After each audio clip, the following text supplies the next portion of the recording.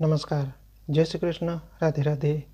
મિત્રો, આજના વિડીયોની અંદર આપણે આંખ સંબંધી કોઈ પણ પ્રકારની તકલીફ થતી હોય, તમને ગરમી ઋતુની અંદર ખાસ તકલીફ આપણને થતી હોય છે, તો એ તકલીફ છે એમાંથી આપણે કઈ રીતના છુટકારો મેળવી શકીએ આયુર્વેદિક રીતે, એના વિશે આજના વિડીયોની અંદર હું તમને એક આયુર્વેદિક ઔષધિ જે છે એનો તમે ઉપયોગ કરી શકો, જેથી કરીને તમને આંખો સંબંધી માની લો કે મોસમ સાથે તમને કદાચ આંખોમાંથી પાણી ટપકતું હોય, અથવા મોતિયાની સમસ્યા થઈ ચૂકી હોય, જામનની સમસ્યા થઈ ચૂકી હોય, અથવા તો રતાંધળાપણાની તકલીફ થઈ ચૂકી હોય, બરાબર છે, નજર તમારી વીક થઈ ચૂકી હોય, દ્રષ્ટિ નબળી થઈ ચૂકી હોય, આંખોની અંદર દુખાવો થતો હોય, આંખો લાલ થઈ જતી હોય, અથવા તો ઘણી વખત ઘણા વ્યક્તિઓના પડદા પર સોજો પણ આવી જતો હોય છે.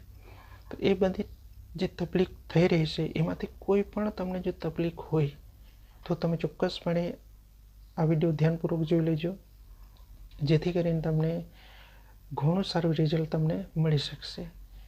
અને ખાસ કરીને ચેનલ પર પહેલી વખત આવવાનું થયું હોય, તમને આયુર્વેદ સાથે જોડાવાની ઈચ્છા હોય તો જોરથી જોડાઈ જજો, જેથી કરીને તમને આવી જ આયુર્વેદિક ઔષધિઓ વિશે સંપૂર્ણ માહિતીઓ મળતી રહેશે. એનો કઈ રીતનો ઉપયોગ કરી શકાય, કેવા સંજોગોની અંદર ના કરી શકાય, કેટલા પ્રમાણમાં કરી શકાય, અને આપણે શરીરને પ્રકૃતિ કઈ છે, શરીરની આપણે ગરમ પ્રકૃતિ કઈ રીતના છે, એની ઓળખ કઈ રીતના છે, એનો પણ આપણે ખ્યાલ રાખવો, જેથી કરીને આયુર્વેદિક જે ઔષધિનો આપણે ઉપયોગ કરીએ એ મેચ થાય અને આપણા શરીરમાંથી જે કંઈ સમસ્યા છે એમાંથી આપણે છુટકારો મેળવી શકીએ. તો હવે સૌથી અગત્યનું એ છે કે એ વનસ્પતિ જે છે એ ખૂબ પ્રચલિત છે અને ઘણા એવા વિસ્તારની અંદર પણ આપણે મળી જાય છે. તો ખાસ કરીને એ વનસ્પતિ જે છે એ પુરુષો માટે પણ ઘણી એવી ફાયદાકારક છે. દાદર થાય, ખરજૂર થાય, શરીરની અંદર આંતરિક નબળાઈની સમસ્યા હોય, એમાંથી પણ આપણે એ છુટકારો આપી શકીએ છીએ. પણ સૌથી અગત્યનું એ છે કે આપણે આંખો સંબંધી કંઈક તકલીફ થતી હોય તો એ વનસ્પતિનું જે દૂધ છે એનો આપણે ઉપયોગ કરવાનો છે આયુર્વેદિક રીતે. કદાચ તમને એવું થતું હોય કે એનો આપણે ચૂર્ણનો ઉપયોગ કરીએ, એના મૂળનો ઉપયોગ કરીએ, એના મૂળના જે રસ છે, એના જે ફળ છે, એના બીજનું જે તેલ છે એનો પણ આપણે ઉપયોગ કરી ચૂકીએ છીએ. પણ એ વનસ્પતિમાંથી જે તેલ નીકળે છે, દૂધ નીકળે છે, એનો આપણે ઉપયોગ કરી શકીએ. તો એ વનસ્પતિ જે છે એ દારૂડી વનસ્પતિ, એને આપણે હિન્દીમાં સત્યનાશી તરીકે પણ ઓળખીએ છીએ. અને ખાસ કરીને શિયાળા ઋતુની અંદર એ આપણને વનસ્પતિ જોવા મળે છે ખાસ કરીને. પણ એ વનસ્પતિ જે છે એ પીળા કલરના ફૂલ આવે, એ તો આપ સૌ જાણો જ છો. તો એનું જે દૂધ છે એ પીળા કલરનું દૂધ હોય છે. તો એ પીળા કલરનું જે દૂધ છે એનો આપણો ઉપયોગ કરવાનો છે. તો જો તમે એની ઉપરની તરફની જે ફૂલ જે હોય ને એ ભાગ પર તમે તોડશો એટલે એમાંથી પીળા કલરનું દૂધ નીકળશે. એટલે જે પીળા કલરનું જે દૂધ નીકળે છે એનો આપણે ઉપયોગ કરવાનો છે આંખો સંબંધી કોઈ પણ પ્રકારની તકલીફ હોય એની અંદર. તો એની અંદર તમારે તમારી ઈચ્છા અનુસાર તમે એનું દૂધ મેળવી શકો, બરાબર છે. અને અંજન કરતાં પહેલાં તમારે 1 થી 2 ટીપા તમારે એ દૂધ લઈ લેવાનું, બરાબર છે. 2 થી 3 ટીપા પણ તમે લઈ શકો. એની અંદર તમારે શુદ્ધ ગાયનું પ્યોર ઘી નાખવાનું, બરાબર છે.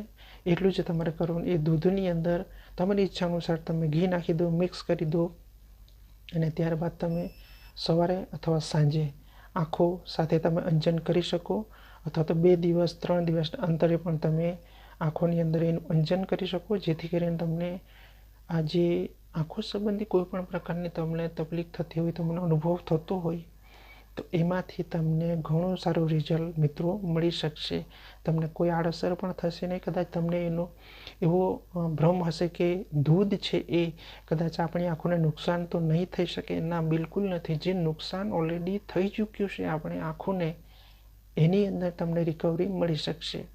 એટલે ઘણી વખત ઘણા વ્યક્તિઓને આપણે વૃદ્ધાવસ્થા હોય એવા વ્યક્તિઓને આપણે જોઈએ આંખોમાંથી આંસુ ટપકતા હોય છે, પાણી ટપકતું હોય, આંખો લાલ થઈ જતી હોય, સોજો આવી જતો હોય, કોઈ પણ પ્રકારની સમસ્યા તમને થતી હોય, દુખાવો થતો હોય, ગરમીનો અનુભવ થતો હોય, તો એવા સંજોગોની અંદર તમે અઠવાડિયાની અંદર પણ 1 થી 2 વખત ટ્રાય કરી શકો, દરરોજ પણ તમે કરી શકો, તો પણ તમને ઘણું સારું રિઝલ્ટ તમને મળી શકશે. અને ખાસ કરીને રતાંતણ પાણીની તકલીફ હોય, મોતિયોની સમસ્યા થતી હોય એવા સંજોગોની અંદર પણ તમે એનો ઉપયોગ કરી શકો, જેથી કરીને તમને આંખો સંબંધી કોઈ પણ ટોટલી બીમારીઓથી તેમાં છુટકારો મેળવી શકશો.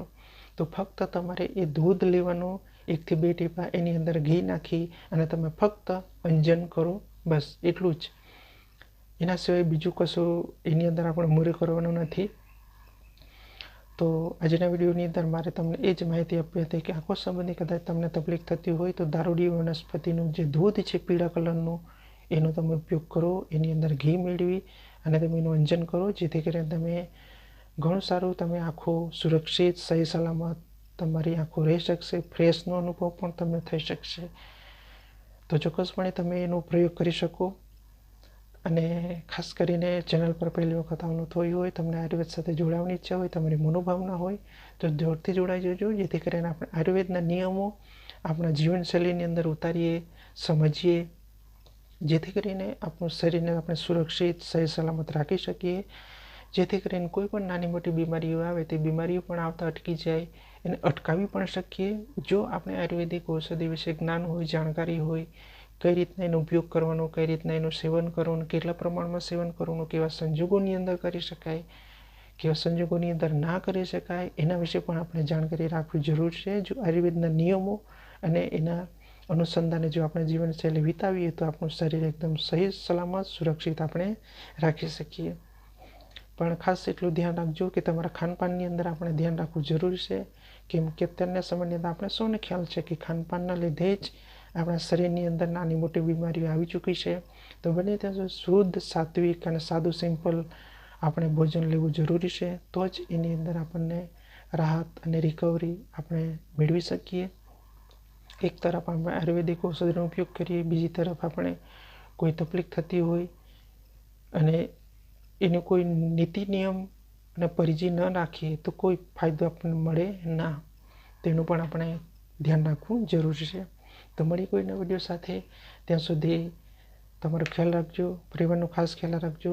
અને આ અમૂલ્ય શરીર આપણે મળ્યું છે, મોકો મળ્યો છે, તો એનું સહી સલામત અને સુરક્ષિત રાખવું એ આપણી પોતાની ફરજ છે.